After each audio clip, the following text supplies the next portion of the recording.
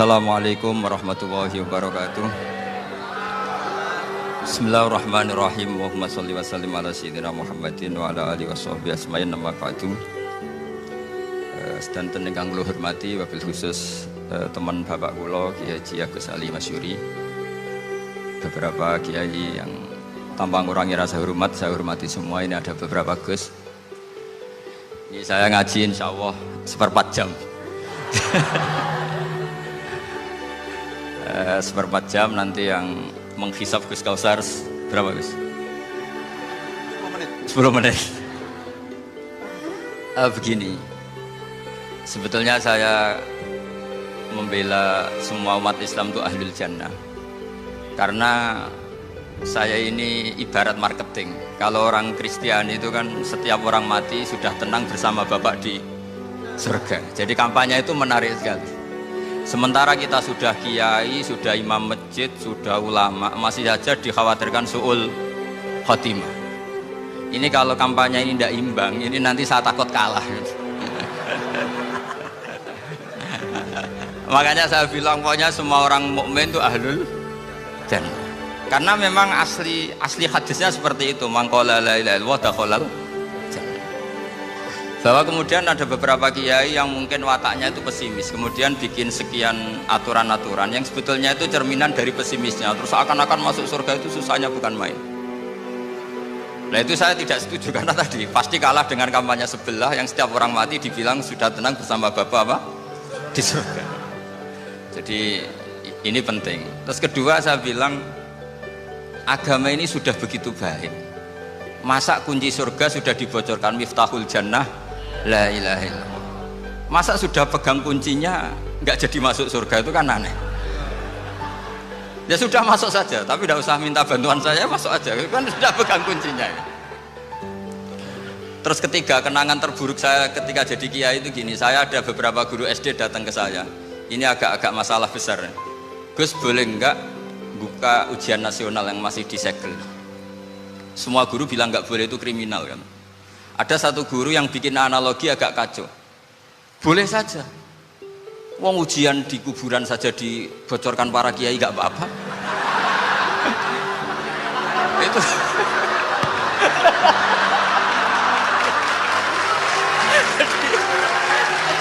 Tapi ini kriminal ya. Perhatian kepada kiai, nggak boleh memukul pemateri.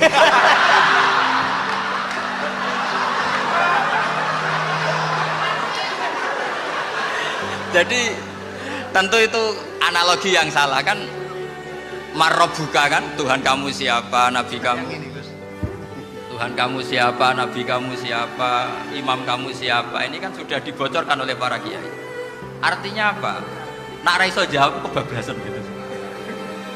Terus guru ini berpikir kalau ujian akhirat sekrusial itu saja bisa dibocorkan, kenapa ujian nasional tidak boleh? Tentu ini kias yang salah, saya tidak ngajari seperti itu.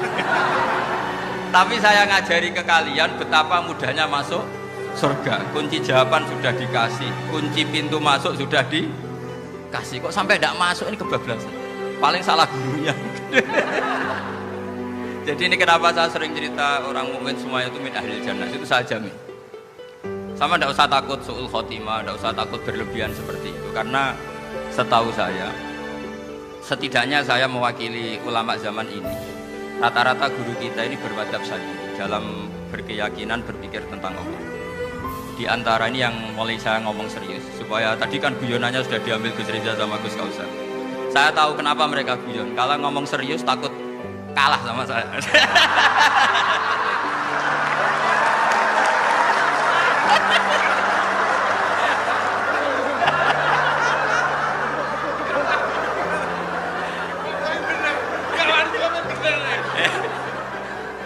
Karena saya ini sudah terkenal pemikir serius, jadi artinya itu satu kepintaran mengalihkan, ya, oh ya, sudah itu satu kecerdasan.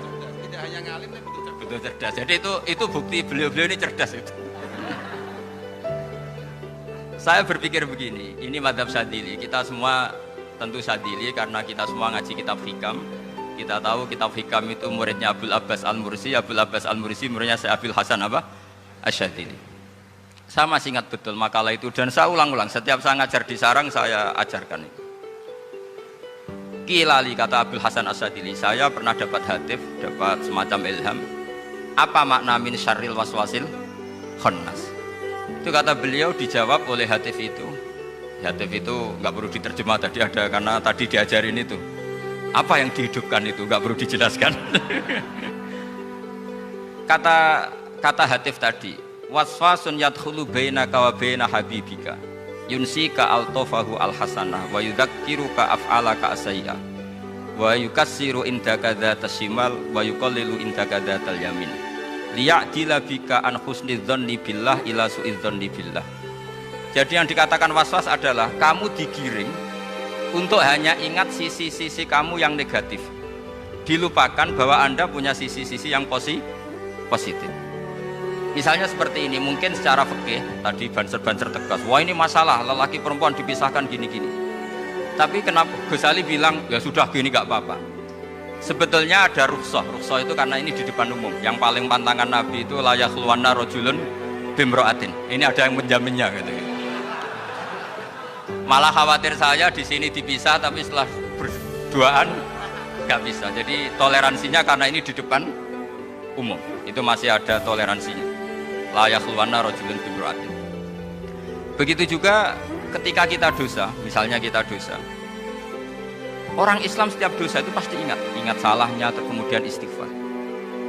Dan ketika satu kebaikan dibandingkan keburukan, itu kata semua ulama, karena sayyi'ah itu bernilai 1, kebaikan bernilai apa? 10. Itu masih surplus berapa? 9. Jadi itu cara berpikir Abdul Hasan As-Sadili. Kenapa kamu harus berpikir positif tentang Tuhan? Sekali berpikir tentang negatif, itu bahaya betul. Misalnya begini, kamu berpikir tak rewangi, jadi kiai, sujud, rukuk, ternyata aku tetap lebu neraka, gunanya apa? Itu menurut saya kan gak punya akal. Sujud itu satu kelaziman menghamba kepada Allah. Normalnya seorang hamba itu ya sujud. Kemudian gara-gara kamu ingin masuk surga, terus logika kamu dibalik, gunanya apa saya sujud? Ternyata saya masuk neraka. Itu pertanyaan yang benar-benar bodoh dan itu menjadikan Allah benci. Logikanya dibalik begini. Ini saya ngomong serius karena ini bentuk kemenangan saya. Ini bentuk kemenangan saya. Saya berkali-kali ngomong di kota pelajar di Jogja karena banyak pengujinya juga. Bukan sekedar pendamping tapi penguji. Banyak yang profesor, bukan sekedar doktor, banyak yang profesor. Jadi biar ini dok. Begini, saya pernah ditanya sama seorang dosen, Gus, saya ini ngaji hadis banyak, tapi ada yang saya tidak paham, yaitu mangqala la ilaha illallah dakhalal jannah, ada kalimat wa in zana wa in saraka. Meskipun pernah zina, pernah maling. Ini kan seakan-akan mentoleransi perzinaan dan pemalingan. Terus saya bilang, oh makna hadis itu seperti ini. Jadi kebenaran absolut, kebenaran yang mutlak itu tidak akan terganggu oleh status perilaku seseorang. Saya berkali-kali memberi contoh. Orang yang ditangkap KPK akan bilang 1 tambah 1 2. KPK-nya juga bilang 2. Rivalitas dalam politik, Pak Prabowo ya bilang 2, Pak Jokowi juga bilang 2. Orang yang zaniyah, yang lonte pun akan bilang 2. Muftinya juga bilang 2. Ketua MUI-nya juga bilang 2. Artinya gini, kebenaran yang absolut adalah kebenaran yang siapapun akan meyakini seperti itu. Seperti 1 ditambah 1 2. Kamu punya musuh bilang 2. Kalau ibu-ibu ini punya maru ya marunya bilang 2 tadi tambah mama. Nggak tahu saya terjemahnya apa tadi. Nah, kebenaran yang absolut itu kebenaran yang siapapun pasti mengakui. Dan uniknya begini, saya kalau saya pernah ngaji acara himmah, acara pondok sarang di Demak. Kalau kamu bilang 1 ditambah 1 menjadi 2, untuk mengatakan 2 itu kamu butuh hadiah enggak? Mereka semua jawab enggak. Kita semua enjoy saja mengatakan tembok itu putih. Kenapa? Karena memang putih. Kita mengatakan 1 tambah 1 2 karena memang kita tanpa presentasi dapat hadiah, dapat penghormatan. Kenapa untuk mengatakan Allah itu Tuhan kita butuh surga? Memangnya kalau tidak ada surga Allah tidak jadi Tuhan? Ini problem orang soleh-soleh yang terlalu pesimis. Makanya nanti orang-orang soleh itu masuk surganya berat. Tapi kalau orang alim lebih gampang kira-kira seperti itu. Iya, karena kan imannya lebih bagus. Dalam hadis qudsi Allah ini yang dibuli orang-orang soleh. Laulam akhluk jannatan wala naron alam akun ahlan an uto'ah, dalam hadis qudsi itu. Kalau saja saya tidak menciptakan surga dan neraka, apa saya tidak jadi Tuhan yang perlu ditaati? Apa kalau kamu tidak saya kasih uang 1 juta terus bilang 1 tambah 1 11? Enggak kan? Tetap bilang berapa? 2. Kalau kebenaran absolut yang 1 tambah 1 kamu bilang 2 meskipun tanpa mendapat hadiah. Kenapa untuk bilang Allah Tuhan kamu butuh hadiah surga? Itu kan serah ikhlas belas. Makanya saya terus mengajarkan ikhlas. Ikhlas itu bisa dilatih dengan akal, dengan pikiran, bil ilmi lah. Harus dilatih. Nah di sini ini momen atau makna yang mestinya harus difahami wa inzana, bahwa kalimat ini sah meskipun dilafatkan seorang yang pernah zina. Sama seperti 1 tambah 1 2 sah, diucapkan siapa saja sah. Dan siapapun akan mengucapkan itu secara ikhlas. Ini penting saya utarakan. Sehingga setelah ada firqah-firqah takfiri yang mengatakan orang megang keris itu syirik, ke kuburan syirik, ini syirik. Itu salah besar. Salahnya adalah tadi kalimat-kalimat atau kebenaran-kebenaran absolut ini sudah jadi sibghata wa man ahsanu minallahi sibghah. Kalimat ini begitu absolut di hatinya orang mukmin. Sehingga ketika terganggu oleh hal-hal yang adat istiadat kayak pegang keris, kayak apa, ini tidak mengganggu. Tetap kualitas iman ini di atas keyakinan adat membawa apa keris. Kalau orang membawa keris menjadi syirik karena percaya sama makhluk. Orang misalnya kejawen kalau nggak bawa keris nggak nyaman. Orang kota itu kalau nggak bawa ATM juga nggak nyaman. Itu tidak dihukumi syirik. Kamu pergi lupa bawa HP nyaman enggak? Enggak, kenapa enggak dihukumi syirik?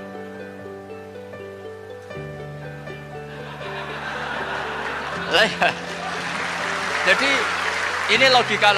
Jadi makanya ini Gus Reza boleh ngeritik saya itu berkali-kali bilang saya termasuk ulama yang mau bikin gerakan cangkem elek. Karena nanti kalau saya nisbatkan ke Rasulullah itu tidak pantas karena Nabi ahsanan nasi khalqau wa khuluqa. Tapi saya siap jadi bempernya Rasulullah Shallallahu Alaihi Wasallam. Pernah ada diskusi di Jakarta, ini kisah nyata. Apa dalilnya setelah sholat salaman? Mana hadisnya? Itu dijawab hadisnya tentu kita kesulitan.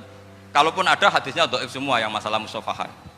Akhirnya mau tidak mau dijawab pakai cangkem elek. Boleh enggak kamu setelah salam nyalain HP yang off? Boleh. Boleh enggak ke kamar mandi? Boleh. Oh berarti kencing boleh, nyalain HP boleh, yang enggak boleh itu ingat Allah. Karena mereka mengkritik wiridan, ngeritik salam. Akhirnya mikir deh. Ada enggak hadisnya orang setelah sholat nyalain HP? Enggak ada kan? Tapi mereka nyalain HP enggak hambatan, tapi untuk salaman masalahkan. Ke kamar mandi boleh, tapi untuk wiridan enggak boleh. Akhirnya mereka sadar, oh iya, lama-lama dibisi gini yang kelompok itu, kamu itu korban aliran supaya kamu enggak ingat Allah, ingatnya HP-nya. Sehingga orang wiridan kamu kritik, orang nyalain HP enggak kamu kritik. Itu kelompok itu adalah kelompok orang-orang yang supaya orang Islam itu lupa Tuhannya. Itu gerakan cangkem elek, tapi jadikan orang sadar. Jadi ini penting. Jadi kalau kamu tidak bisa bela agama dengan jalan yang lurus karena tidak bakat gitu, nggak apa-apa pakai cangkem elek tadi, karena nggak mungkin gerakan ini dinisbatkan kepada Rasulullah Shallallahu Alaihi Wasallam. Kalau soal sanad, saya punya sekian sanad tentang itu, tapi tidak usah kamu ikuti. Ada orang tanya, ya Pak Kiai kalau setan dibakar di neraka panasan enggak? Ya panasan. Lo kan setan dari api, ngapain harus panasan? Kan materinya sama. Kiai tadi gak kesulitan, dia ngambil pasir disawurno di wajahnya. Wah sakit Kiai, kamu kan dari tanah, kena tanah kok. Jadi itu ada sekian, artinya gini ya, kalau kesulitan jawab pakai baik-baik ya sudah pakai cangkem elek itu aja kan.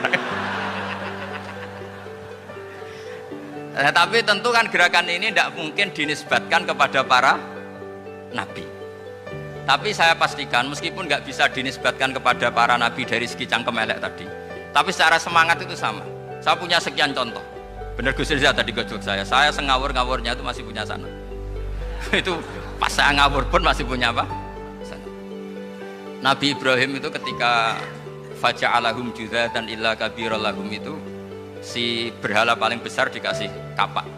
Ketika mereka geger, ini siapa yang berhala-berhala kecil? Kata mereka, sami'na fata yadhkuruhum yuqalu lahu Ibrahim. Ya kira-kira Ibrahim lagi. Terus setelah Ibrahim didatangkan, siapa yang melakukan ini semua? Ini jawaban Nabi Ibrahim, bal fa'alahu kabiruhum hadza. Ya tanya yang bawa pedal, saya kan tidak bawa. Terus kata orang-orang, otak kamu itu di mana? Masa berhala disuruh nanya, kan nggak bisa ngomong. Ibrahim kembalikan, ufil lakum walima ta'buduna min dunillah. Lalu otak kamu di mana? Sudah tahu nggak bisa ngomong kok disembah gitu. Itu ada kata ufin loh. Ufin itu kalau diterjemah kira-kira ya agak-agak jancuk gitu. Kira-kira ya kira-kira seperti itu. Jadi sekarang dalilnya jancuk apa bisa?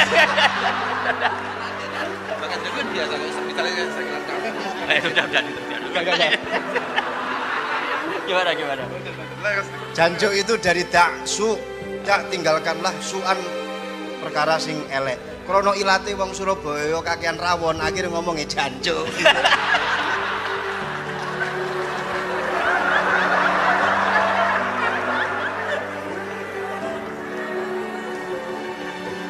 Jadi mulai dulu melawan kebatilan itu harus pakai logika yang vulgar. Karena memang nggak mungkin dengan bahasa-bahasa priayi itu nggak mungkin. Dan ini penting saya utarakan. Nah, kalau nanti nggak mungkin dinisbatkan kepada Rasul karena Nabi adalah ahsanan nasi khalqa wa khuluqa, kita yang ngambil alih saja. Gus Reza, saya, Gus Faustan ini cara tangkem melek kan pantas. Luas. Selain bakat ya sudah natural. Karena memang itu cara kita menjelaskan kebenaran. Saya ulang lagi, itu cara kita menjelaskan apa? Kebenaran. Mau tidak mau. Saya pernah ditanya sama seseorang, Gus, beberapa nabi itu kan poligami itu bukti hipersek. Karena yang tanya itu orang nasionalis yang nggak pati senang Islam. Terus tak balik tanya, perempuan itu makhluk lemah enggak? Ya lemah. Kalau nolong lama satu itu gimana? Ya baik. Kenapa nolong dua jadi tidak baik? Harusnya kalau nolong tiga tidak baik. Tapi saya tidak dukung poligami. Nah, ini cerita. Setidaknya mereka jadi ingat. Saya itu pernah ditanya agak-agak orang ateis. Dia benci Islam tapi neliti Islam. Pertanyaan kedua, kenapa dalam perang itu seakan-akan Nabi itu perampok? Hartanya orang kafir disita kemudian menjadi ghanimah. Itu kan kayak ngerampok. Terus saya tanya gini, kalau ada penjahat ke rumah kamu kemudian pakai senjata api, setelah kamu ringkus, itu senjata api kamu kembalikan apa kamu sita? Oh ya saya sita, kalau tak kembalikan dipakai ngerampok lagi. Ya sama seperti itu, kalau kekuatan mereka dikembalikan akan dipakai kekuatan mereka lagi. Jadi ya lagi-lagi ini kemenangan orang serius. Karena nanti guyanya sudah dintekno sama Gus Safa sama Gus Riza. Nah, kenapa saya ngajar begitu rileks, begitu santai? Karena pikiran saya sederhana. Fa innal uqula muttarratun ila qabilil haq. Akal sehat pasti dipaksa menerima apa? Kebenaran. Sehingga kebenaran itu tidak usah kamu ngomongkan secara serius, secara tidak perlu. Kebenaran itu mudah diterima. Saya itu pernah ngaji berkali-kali di Jogja di mana-mana sampai ada buku seorang dokter nulis tesisnya itu bangga lagi menjadi muslim setelah ngaji saya. Karena saya menerangkan itu ringan. Orang Islam itu harus mencintai Allah. Ciri utama cinta itu tidak tegang, rileks.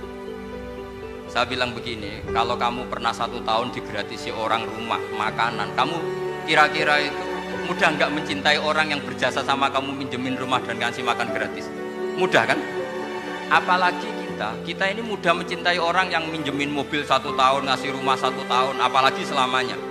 Kenapa kita tidak mudah mencintai Allah yang memberi kita bumi, air, oksigen, semuanya kita dikasih Allah? Akhirnya mereka mikir, mau mencintai seseorang yang ngasih dalam durasi 1 tahun saja mudah, apalagi mencintai Allah yang ngasih kita tanpa batas. Itu disebut walladzina amanu asyaddu hubbal. Orang mukmin itu mudah sekali mencintai Allah. Caranya dilatih tadi. Kita mudah mencintai orang yang berjasa sama kita. Kenapa tidak mudah mencintai Allah yang tentu jasanya lebih besar? Nah, karena akhir-akhir ini banyak orang yang terlalu nazir, terlalu kata Nabi kan basyiru wala tunafiru yasiru wala tu'assiru. Sehingga saya bikin gerakan. Pokoknya semua orang mukmin pasti masuk surga. Nanti soal ada kesalahan-kesalahan kecil yang menjadikan orang su'ul khotimah itu sifatnya kehati-hatian. Jangan menjadi hukum. Hati-hati itu tidak menjadi hukum. Kalau kamu nyupir hati-hati itu bukan berarti pasti kecelakaan. Enggak. Hati-hati itu ya hati-hati saja, tidak menjadi hukum. Ini penting saya utarakan karena kubu sebelah kampanyenya sudah tadi, setiap mati pasti tenang bersama Bapak di surga. Sementara kita mau kampanye, kamu sholat tidak mesti diterima, haji tidak mesti diterima, jadi kiai tidak mesti masuk surga. Coba kalau kita kampanye gitu terus, yang mau jadi muslim itu siapa? Jadi ini sudah tak perhitungkan matang-matang saya milih mazhab seperti itu. Ya ini saya pikir sudah, ini pembandingnya supaya punya waktu. Saya suka sekali. Nah ini yang sesi terakhir ya, sesi terakhir. Saya akan cerita fikih karena Nyun sewu Gus, ada iklan sebentar dari ibu-ibu, pentolan mic kurang dekat ke mulutnya Gus Baha.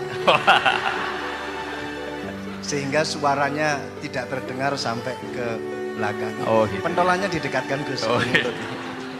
Ini kalau ngomong konotasinya itu mesti nyerempet. Sudah apa ya?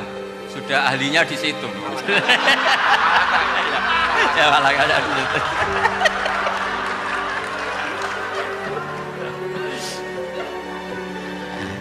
Dalam sesi terakhir saya cerita pentingnya pembanding. Imam Rafi'i itu yang ngarang kitab Muharrar. Kitab Muharrar ini adalah ringkasan dari kitab Al-Wasit. Al-Wasit itu karangannya Imam Ghazali. Al-Wasit sendiri ini khas ngaji NU karena NU maknanya Nahdlatul Ulama, gerakan para ulama. Jadi kalau nggak ngerti alim-alim seperti itu ya ada NU. Sebenarnya sampai itu pasnya Nahdlatul Ummah, gerakan umat. Tapi kan sudah jadi partai politik Nahdlatul Ummah. Karena yang katakan NU itu Nahdlatul Ulama, gerakannya para ulama. Imam Rafi'i itu berpendapat sujud itu cukup pakai baduk, pakai jidat. Itu dalam kitab Muharrar. Wal asoh anna sujud yasihu mau cukup biwatil jabhah. Ketika Imam Nawawi mentasih kitab Muharrar namanya Minhajut Thalibin, itu mengkritik Imam Rafi'i. Kata beliau sujud itu untuk sah harus melibatkan 7 anggota karena berdasar hadis umirtu an asjuda ala sapati a'zumin, yaitu al jabhah wal yaden warubaten wal kodamen, yaitu jabhah 2 tangan, 2 lutut dan 2 kodamen. Akhirnya saya ngecek di kitab asli Imam Rafi'i termasuk Ashabut Tarjih dan Imam Nawawi. 2 orang ini khilaf. Kan nggak mungkin kita sebagai mushahihnya karena yang khilaf ini 2 ulama besar, satu Imam Rafi'i, satu Imam siapa? Nawawi. Kita tidak bisa hanya ngikuti Fathul Mu'in yang mengatakan idza khtalafan Nawawi wa Rafi'u quddiman Nawawi, tidak bisa karena Imam Nawawi ini sering nginduk sama kitabnya Imam Rafi'i karena senior Imam Rafi'i. Setelah saya cek di kitab kitab asli Mamba ya, satu sumbernya semua mazhab apa? Syafi'i. Ternyata Imam Syafi'i nak ngendikan hanya begini.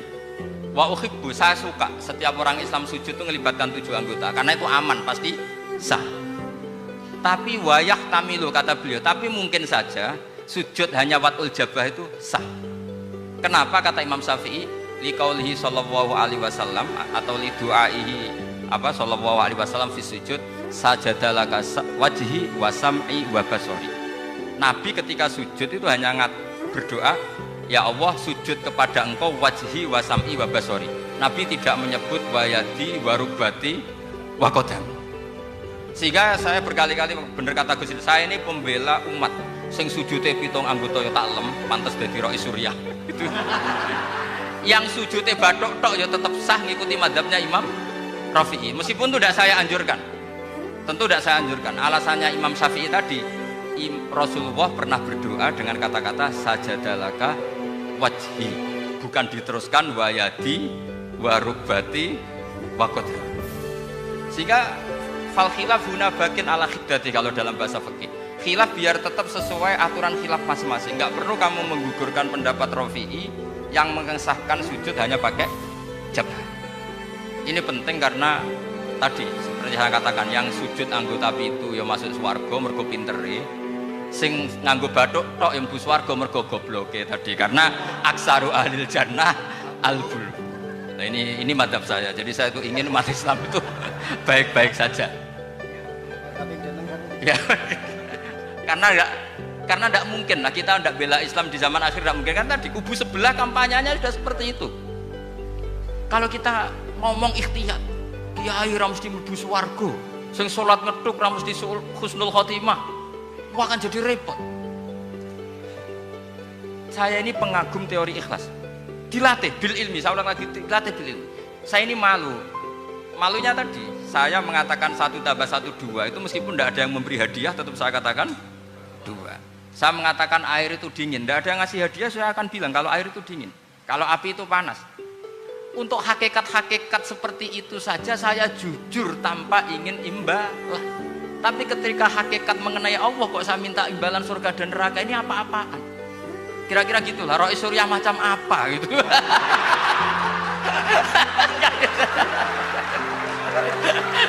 Ya saya kira demikian. Assalamualaikum warahmatullahi wabarakatuh. Waalaikumsalam warahmatullahi wabarakatuh. Alhamdulillah. Baru kali ini ada seminar yang dikritik terus sama pemateri itu pendampingnya. Mestinya pembandingnya. Tapi luar biasa para milenial semuanya, Masya Allah, terlihat wajah-wajah surga di majelis ini. Walaupun toh yang hadir tidak semuanya milenial, ada post milenial juga di sini. Ada yang Gus dan juga ada yang Kiai. Kalau Gus biasanya kan masih bisa tolah-toleh, kalau Kiai harus fokus. Tapi yang paling fleksibel di PWNU Jawa Timur, yang paling enak itu adalah beliau, Kiai Haji Agus Ali Mazhuri. Enaknya pripun? Dadi Kiai yo iso, dadi Gus ya, ya iso. Itu posisinya paling enak di antara pengurus-pengurus yang lain. Tepuk tangan untuk beliau, nggak apa-apa. Langsung saya buka pertanyaan, yang ditanya 2 orang, jangan pendampingnya. Yang ditanya 2 orang. Kalau enggak Gus Baha, Gus Kausar. Saya hitung sampai 10, enggak ada pertanyaan, kita tutup dengan doa. 1, 10. Ada yang 2 mawon nggih, pertanyaannya 2. 1, monggo. Yang perempuan, saya ingin yang perempuan, monggo. Sudah 2. Silakan.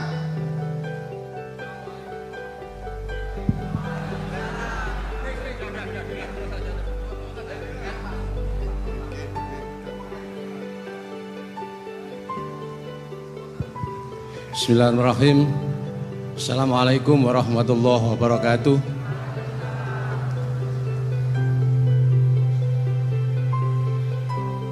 Yang saya ingin tanyakan kepada Gus Baha, saya itu sering ngaji lewat YouTube panjenengan Gus.